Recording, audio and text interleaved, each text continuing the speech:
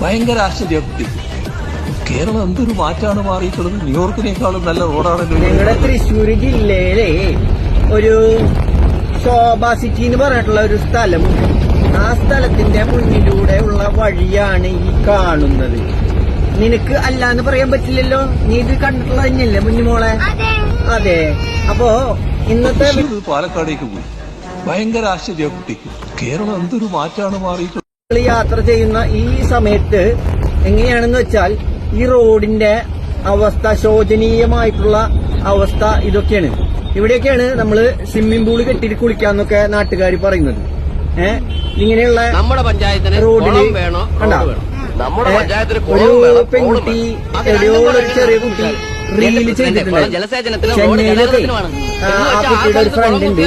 ആ കുട്ടിയുടെ ഫ്രണ്ട് പറയാണ് ഒരു മഴ പെയ്ത വെള്ളപ്പൊക്കം കാരണം കൊണ്ട് നടക്കാൻ പറ്റില്ല.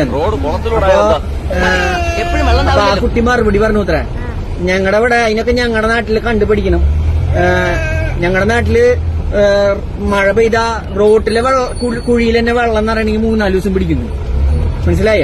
അത് പറഞ്ഞപ്പോ കൊറേ അന്തം കമ്മി കൂട്ടങ്ങൾ വന്ന് പറയാണ് അതൊക്കെ തെറ്റാണ്. അപ്പൊ അവരേനൊക്കെ കൊണ്ട് കാണിച്ചു കൊടുക്കേണ്ടത് നമ്മൾ ഈ ശോഭ സിറ്റി എന്ന് പറയുന്നത് തൃശ്ശൂരിന്റെ ഏകദേശം ഹൃദയഭാഗമാണ്, പുഴക്കൽ ഭാഗമൊക്കെ. അപ്പൊ അവിടുത്തെ റോഡിന്റെ ശോചനീയമായിട്ടുള്ള നല്ല സ്വിമ്മിംഗ് പൂളുകൾ, അല്ല നല്ല സുന്ദരമായിട്ട് കുളിക്കാവുന്ന നല്ല സ്വിമ്മിംഗ് പൂളുകളാണ് ഈ കാണുന്നതൊക്കെ. അപ്പൊ ഇത്രയും കാണേണ്ട കാലം വേനൽക്കാലം ഉണ്ടായിരുന്നു. അപ്പോഴൊന്നും പണി തീർന്നില്ല. ഈ റോട്ടിലെ പണി ഇപ്പൊ ഈ മഴക്കാലത്ത് ഈ വൈപ്പർ ഇട്ടിട്ട് യാത്ര ചെയ്യുന്ന വണ്ടികൾ പോകുന്ന വഴിയില് ഗതാഗത കുരുക്ക് സൃഷ്ടിക്കാൻ വേണ്ടി മാത്രം, അതും ഇതിന്റെ പോക്കറ്റ് റോഡുകളുണ്ട്. എല്ലാ റോഡുകളും ക്ലോസ്ഡ് ആണ്. ഇവിടുന്ന് അമലയുടെ അവിടുന്ന് കടന്നാല് നമ്മുടെ കോളങ്ങാട്ടുകര വഴി, മറ്റേ വിയൂര് വഴി, അവിടെയൊക്കെയും ബ്ലോക്ക് ചെയ്തിട്ടാണ് ഇട്ടേക്കണേ.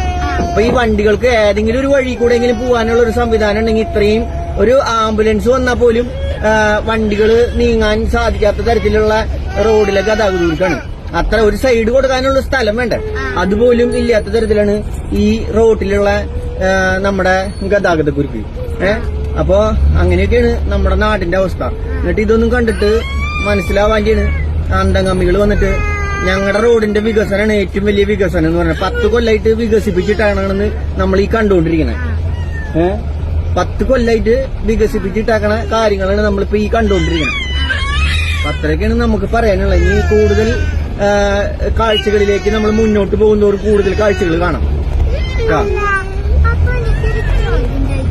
എന്തൊക്കെ ചോദ്യം ചോദിക്കാനുള്ള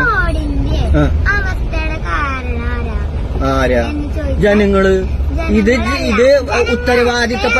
ഉത്തരവാദിത്തപ്പെട്ടവരെന്നെ തെരഞ്ഞെടുക്കാത്ത കാരണം കൊണ്ടാണ്. അതായത് നല്ല ഭരണാധികാരികളെ തെരഞ്ഞെടുക്കാൻ ജനങ്ങൾക്ക് കഴിവില്ലാത്തത് കൊണ്ടാണ്.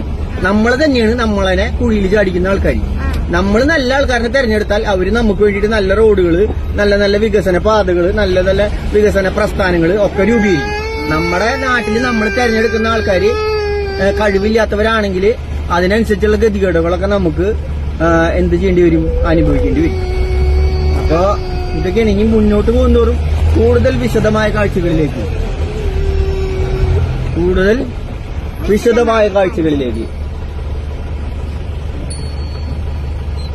ഇനിയിപ്പോ ശോഭ സിറ്റി അല്ല എന്ന് പറയണ്ട, ശോഭ സിറ്റി തന്നെയാണ്. ഈ കാണുന്നതാണ് ശോഭ സിറ്റി എന്ന് പറയുന്നത്.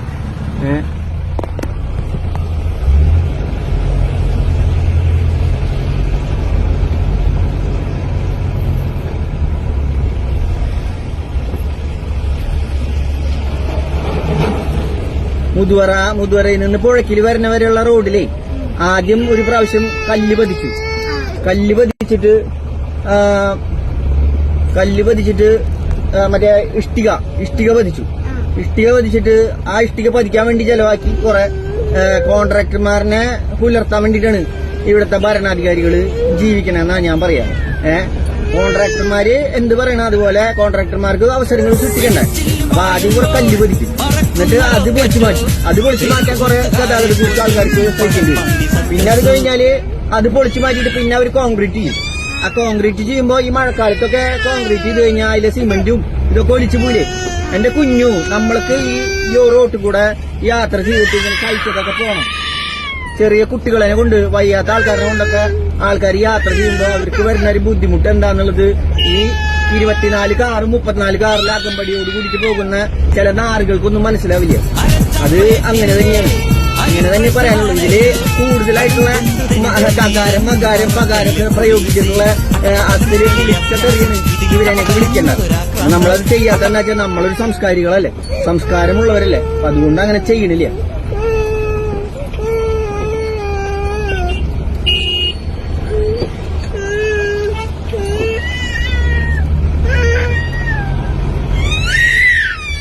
കുഞ്ഞു മിണ്ടാനിക്കും ഇപ്പെത്തും വീട് ഇപ്പെത്തുട്ടാ. ഒരു 2 മണിക്കൂർ. എന്നാ ഇപ്പൊ ശരിയായി തരാ മെതിനെ ആ ചെറിയ സ്കൂളുകളുണ്ട് ഇപ്പൊ ശരിയായി തരാം. പോകേണ്ട അവസ്ഥ, പനിയായിട്ടുള്ള കുട്ടികളെ കൊണ്ട് ഡോക്ടറെ കാണിക്കാൻ പോകേണ്ട ഒരു അവസ്ഥയൊക്കെ ഉണ്ടായാൽ ഇതാണ് നമ്മുടെ നാട്ടിലെ വികസനം. കണ്ടാ വികസനം കണ്ട, റോഡിന്റെ ചന്തം കണ്ട, റോഡിന്റെ ഇങ്ങനെയാണ് കാണണ്ടേ, റോഡിന്റെ ചന്തമാണ്. പ്രിയ ഗൈസ്, നിങ്ങൾ കണ്ടുകൊണ്ടിരിക്കുന്നതാണ് നമ്മുടെ നാട്ടിലെ റോഡിലെ ചന്തം.